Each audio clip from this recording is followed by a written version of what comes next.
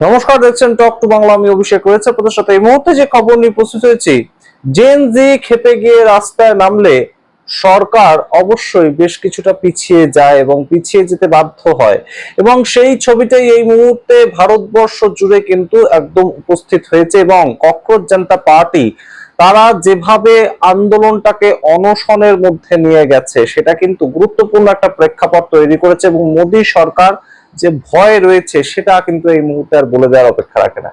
কারণ আমরা একদম দেখতে পেয়েছি যে সোনাম ওয়াংচুক তিনি যখন থেকেই একদম সরাসরি ককরোচ জনতা পার্টির নেতাদেরকে সঙ্গে নিয়ে তিনি রাজঘাটে গেলেন, যেখানে একদম ভারতবর্ষের জাতির জনক মহাত্মা গান্ধীর স্মৃতিসৌধ রয়েছে, এবং সেখানে তিনি প্রণাম করে তার পরবর্তীতে এসে ককরোচ জনতা পার্টির মঞ্চে তিনি অনশনে বসলেন। কিন্তু তার পরবর্তীতে যে ছবিগুলো উঠে এলো, সেখান থেকে কিন্তু বোঝা যাচ্ছে যে মোদী সরকার ভয় পেয়েছে। কেন বলছি আমরা এরকম কথা? তার কারণ উত্তরপ্রদেশ, হরিয়ানা, পাঞ্জাব এই তিনটে রাজ্য থেকে বিশাল সংখ্যায় কৃষক আন্দোলনের যারা কর্মী, কৃষক আন্দোলনের যে সঙ্গে যারা যুক্ত, অর্থাৎ যারা একদম কৃষক, তারা আসার কথা ছিল।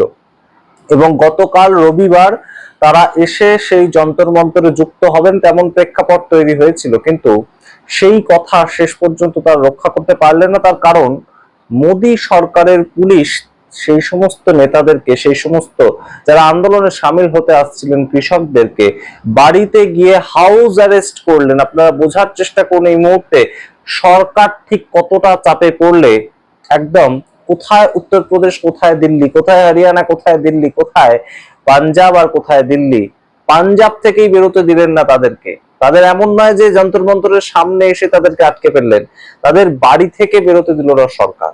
অর্থাৎ সরকার কোথাও গিয়ে এই জেন জিরা যে বিভিন্ন সামাজিক মানুষজনকে একত্রিত করতে চাইছে, এক ছাতার তলায় ডাকতে চাইছে, সেই জায়গাটাকে ভয় পাচ্ছে।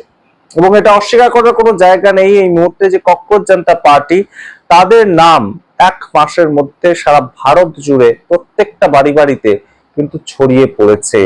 এবং সেটা জেন জি মুভমেন্ট দিয়ে শুরু হয়েছিল বটে, কিন্তু এখন শুধু আর জেন জি মুভমেন্ট নেই। তো এই আন্দোলন কিন্তু আমরা আমাদের যে প্রতিবেশী দেশগুলো সেই ক্ষেত্রে দেখেছি, এবং সেই ক্ষেত্রে ভয়াবহতা, সেই আন্দোলনের যে একদম সমাপতন, সেটাও ভয়াবহ তৈরি হয়েছিল। আমরা অবশ্যই ভারতবাসী হিসাবে অবশ্যই চাই না সেরকম ভয়াবহতা, কিন্তু জেন জি খেপে উঠছে। জেন জি অর্থাৎ 16-17 বছর বয়স থেকে 28-29 বছর বয়সের ছেলে মেয়েরা তারা জড়ো হচ্ছে, এবং তারা এই সামগ্রিক যে আন্দোলনটা সেখানে কিন্তু গিয়ে দিনের পর দিন পড়ে থাকছে। 9 নম্বর দিন অলরেডি হয়ে গিয়েছে আন্দোলনটার বয়স, এবং সেই আন্দোলন কিন্তু এই মুহূর্তে অনশনে পদার্পণ করেছে। এবং সেই ক্ষেত্রে আমরা দেখতে পেয়েছি যে গুরনাম সিং চারুনি, তিনি কৃষক নেতা, কয়েকদিন আগে এসেছিলেন, ককরোচ জনতা পার্টির সঙ্গে দেখা করেছিলেন, একদম সলিডারিটি জানিয়ে গিয়েছিলেন, এবং সেখান থেকে তিনি জানিয়েছিলেন গুরুত্বপূর্ণ যে বক্তব্যটা, সেটা আমাদের ভাবায় এই মুহূর্তে। তার কারণ একদম তিনি বলেছিলেন যে ধর্মেন্দ্র প্রধানের ইস্তফা চাইছে এই স্টুডেন্টরা, তাদের দাবি যদি মেনে না নেওয়া হয় তাহলে নরেন্দ্র মোদী প্রাইম মিনিস্টার, তার ইস্তফার জন্য কিন্তু আমরা এবার আন্দোলনে রাখবো।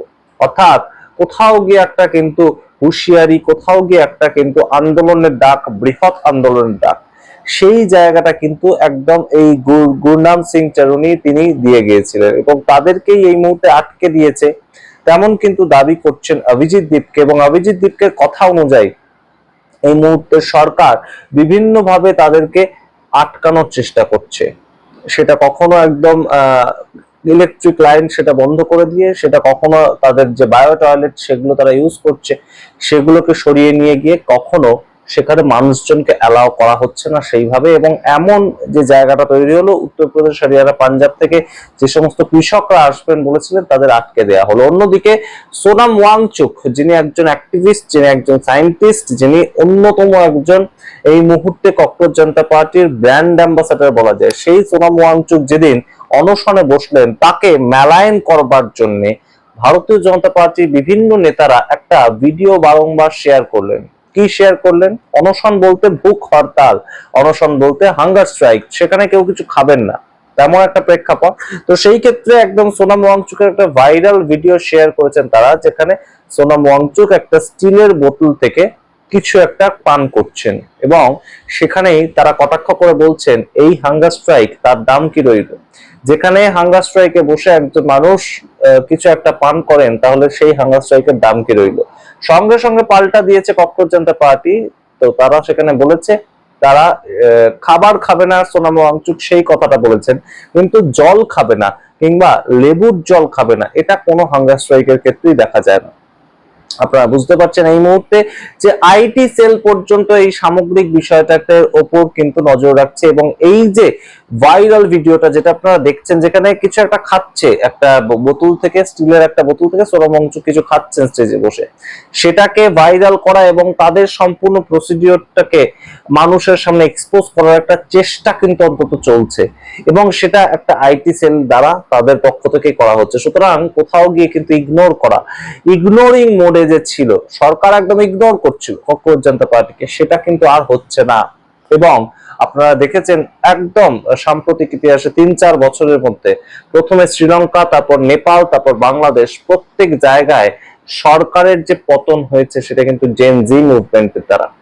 আমরা বলছি না যে ভারতবর্ষের যুব সমাজ এতটা বিশৃঙ্খল হবে, তারা অবশ্যই একদম সংঘবদ্ধভাবে তাদের প্রতিবাদ দেখাচ্ছে, তারা সাংবিধানিক অধিকারে একদম তাদের প্রতিবাদ দেখাচ্ছে, কিন্তু যে গুরুত্বপূর্ণ জায়গাটা উঠে আসছে এই কাজ, এই যে সামগ্রিক বিষয়টা, তার ভিত্তিতে ধর্মেন্দ্র প্রধান এই মুহূর্তে ঠিক কি ইস্তফা দিতে চলেছেন এই বিষয়টা ঘুরে ফিরে দাঁড়াচ্ছে এবং যা শোনা যাচ্ছে যে ক্যাবিনেট রিশাফেল হবে, সেখানে কিন্তু শিক্ষামন্ত্রী ধর্মেন্দ্র প্রধান তার একটা একদম ছুটি হয়ে যেতে পারে, অন্য কেউ একদম আসতে পারেন এবং সেটা আপনাদেরকে জানিয়েছি যে নির্মলা সীতারামনকে কিন্তু ফাইন্যান্স মিনিস্ট্রি থেকে এডুকেশন মিনিস্ট্রিতে আনা হতে পারে, তেমন একটা প্রেক্ষাপট তৈরি হয়েছে। কিন্তু আরেকটা দিকও তৈরি হয়েছে এখানে, এই যে আন্দোলনটা, এটা সম্পূর্ণভাবে কক্সবাজার জনতা পার্টি কিন্তু শেষ করে দেবে না, অর্থাৎ তারা কিন্তু এই সম্পূর্ণ আন্দোলনের ওপর আন্দোলন করেই যাবে। তার কারণ তাদের বক্তব্য অনুযায়ী নিট পেপার লিক ইস্যুটা তৈরি হলো, তারপরে